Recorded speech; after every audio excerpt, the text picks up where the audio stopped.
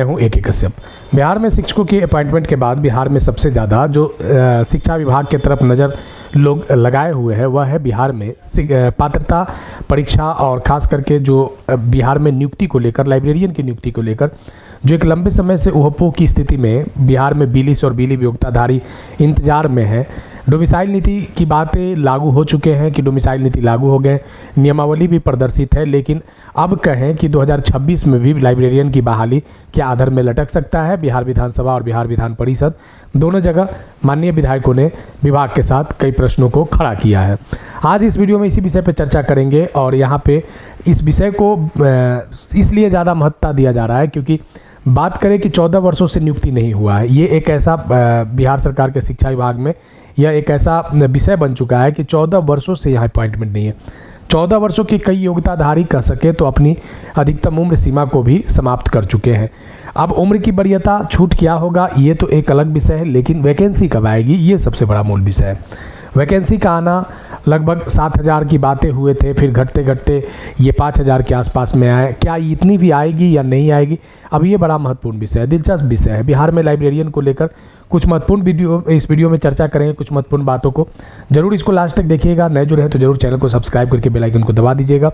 Video अच्छा लगेगा तो लाइक शेयर जरूर कीजिएगा। अगर कोई सुझाव होगा तो कमेंट में लिखिएगा। जब शिक्षा विभाग की ओर अगर आप नज़र डालें तो शिक्षा विभाग की अगर यहाँ पे चर्चा करें तो मुख्य रूप से अगर आप देखेंगे कि एकदम बिल्कुल 2026 की शुरुआत हुआ और 2026 की शुरुआत में ही पहली जो वैकेंसी देखने को मिला शिक्षा विभाग से, ये एकदम बम्पर में बहाली 44,000 पोस्ट 1 to 5 से लेकर 11-12 तक के अलग अलग शिक्षा विभाग के विद्यालयों में अलग अलग कोर्स को लेकर, सब्जेक्ट को लेकर अपॉइंटमेंट की घोषणा कर दिया गया है। अब बताइए कि 4 फेज टीचर की अपॉइंटमेंट 3 फेज तो हो चुके हैं, 4था फेज होने वाला है। हो सकता है कि 2025 तक हो सकता है कि विभाग कनेक्ट कर ले, लेकिन अब LET को लेकर क्या है, लाइब्रेरियन एलिजिबिलिटी टेस्ट को लेकर क्या है। लाइब्रेरियन एलिजिबिलिटी टेस्ट वो टेस्ट है कि जो बिहार के माध्यमिक शिक्षक बनने की ये पहली दरवाज़ा है और इसी दरवाज़ा को अभी तक बंद कर रखा गया है। और जबकि इसकी conducting body Bihar school examination board है। बिहार स्कूल एग्जामिनेशन बोर्ड जो है पुस्तकालय से संबंधित बिहार में जो एस्टेट हुआ था उस एस्टेट को करवाए हुए। अब एस्टेट को कैसे करवाए हुए, जो पात्रता परीक्षा हुआ था नियोजित से विशिष्ट बनने के लिए, तो उसकी योग्यता मानदंड के जो पैटर्न लाए गए थे उस एग्ज़ाम को कंडक्टिंग कराने का काम बिहार विद्यालय परीक्षा समिति किया था।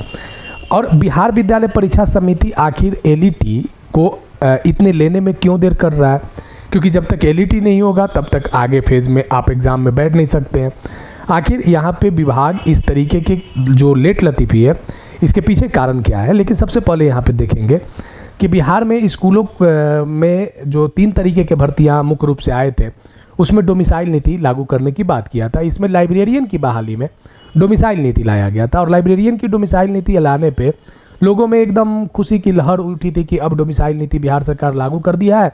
बिहार के बच्चों के भविष्य का मानदंड जो है वह बिहार सरकार ने एक बेहतर तरीके से उसे मापा है और बिहार में डोमिसाइल नीति लागू होने से बिहार के बच्चों के साथ जो बीली और बीलिस की योग्यता है उन लोगों को राहत मिल सकता है। लेकिन डोमिसाइल नीति लागू हो गया, केवल नीति लागू होने तक ही रहा, इसको अमल में अभी तक नहीं लाया गया है, खास करके पुस्तकालय विज्ञान की बहाली को लेकर। अब ये कब डोमिसाइल नीति का प्रभाव जो है बिहार में बीलिस और बीली योग्यताधारियों को इसका फ़ायदा मिलता है, 2026 में मिलेगा नहीं मिलेगा ये भी बड़ा संशय है। क्योंकि कंटिन्यू अगर बात करें तो 2021 से ये बातें चल रहे हैं। बिहार में पुस्तकालय अध्यक्ष की जो वैकेंसी के रिलेटेड बातें चल रहे हैं 2021 से, क्योंकि 14 वर्षों तक अभी फ्रेश बहाली लाए हुए 14 वर्ष सरकार का हो चुका है लाइब्रेरियन को लेकर। और लाइब्रेरी से रिलेटेड अगर बात करें तो एक बड़ा एकदम कह सकते हैं कि इस विषय को लेकर एकदम सुस्ती है, सोई हुई है और आने वाले समय में कैसे ये नींद से विभाग खुलेगा और किस तरीके से कम जो वैकेंसी एक आना चाहिए वो कब आएगा, ये बड़ा एक महत्वपूर्ण विषय है। और बिहार में योग्यताधारियों के लिए एक बड़ा चैन की राहत की सांस होगा जब बिहार में लाइब्रेरियन की बहाली आएगा। पहले प्रिंट मीडिया में कवर किया गया था कि +2 स्कूलों में 7,000 लाइब्रेरियन की भर्ती होगा, लेकिन बाद में इसके सीटों को घटाया भी गया। अब यहाँ पे जो आप स्क्रीन पे देख रहे हैं कि अगर लाइब्रेरियन की वैकेंसी आता है तो LET के लिए कितना योग्यता चाहिए। अब इस बात को हम इसलिए कर रहे हैं क्योंकि आप देखिए यहाँ पे कि एलईटी यानी लाइब्रेरियन एलिजिबिलिटी टेस्ट यही होने वाला है बिलीव और बिलिस वाले के लिए। और हमने कहा कि बिहार स्कूल एग्जामिनेशन बोर्ड के लिए पुस्तकालय अध्यक्ष की पात्रता परीक्षा लेना कोई नई बात नहीं है, कोई नई शुरुआत नहीं है। इस तरीके के बिहार स्कूल एग्जामिनेशन बोर्ड पहले पात्रता परीक्षा लाइब्रेरियन यानी पुस्तकालय अध्यक्ष लोगों का लिए हुए हैं। कैसे? क्योंकि आप 14 वर्ष पहले जो बहाली आया था नियोजित पैटर्न पे, बाद में जब सरकार उन्हें राज्यकर्मी बनाया तो उसमें पुस्तकालय अध्यक्ष जो हाई स्कूल में थे उन लोगों को भी राज्यकर्मी का दर्जा देने के लिए बिहार स्कूल एग्जामिनेशन बोर्ड ने पात्रता परीक्षा लिया था। आप देख सकते हैं बिहार स्कूल एग्जामिनेशन बोर्ड का एक नोटिफिकेशन जिसमें 117 कोड है, विषय कोड, जिसमें पुस्तकालय विज्ञान से संदर्भित यहाँ पे नोटिफिकेशन आया है। यानी बिहार स्कूल एग्जामिनेशन बोर्ड के लिए कोई नई बात लाइब्रेरियन की पात्रता लेना, एलईटी लेना कोई नई बात नहीं है, पूर्व में भी लिया जा चुका है। अब देखिए फ्रेश जब एलईटी की बात आता है तो आखिर इस पे क्यों इतना देर किया जा रहा है इस तरीके के, जबकि पूर्व में जो नियोजित थे उन लोगों को राज्यकर्मी बनाने के लिए सरकार बीएससी भी कई बार पात्रता ले चुका है, लेकिन फ्रेश जो 5 लाख के आसपास में जो भी वैकेंसी होगा तो पात्रता भी अभी तक नहीं लिया। बताइए पात्रता ही नहीं लिया गया तो किस तरीके से माना जाए कि जब तक दूसरा फेज़ नहीं होगा तो नियुक्ति तो मिलेगा नहीं। और पहले फेज़ को ही इस तरीके से पेंडिंग किया गया है कि लोगों को कंटिन्यू अगर बात करें तो लोग ये अगर देखेंगे तो लगभग लगता है कि अब आएगा, यानी कंटिन्यू लोगों को ये विश्वास सरकार से लगा हुआ है कि अब देगा। अब जिस तरीके से हो रहा है, अगर आप लाइब्रेरियन के अपॉइंटमेंट की बात भी करते हैं तो लोगों को ये लगता है कि अब ये केवल एक दिलासा है, सच्चाई इसमें कुछ नहीं है।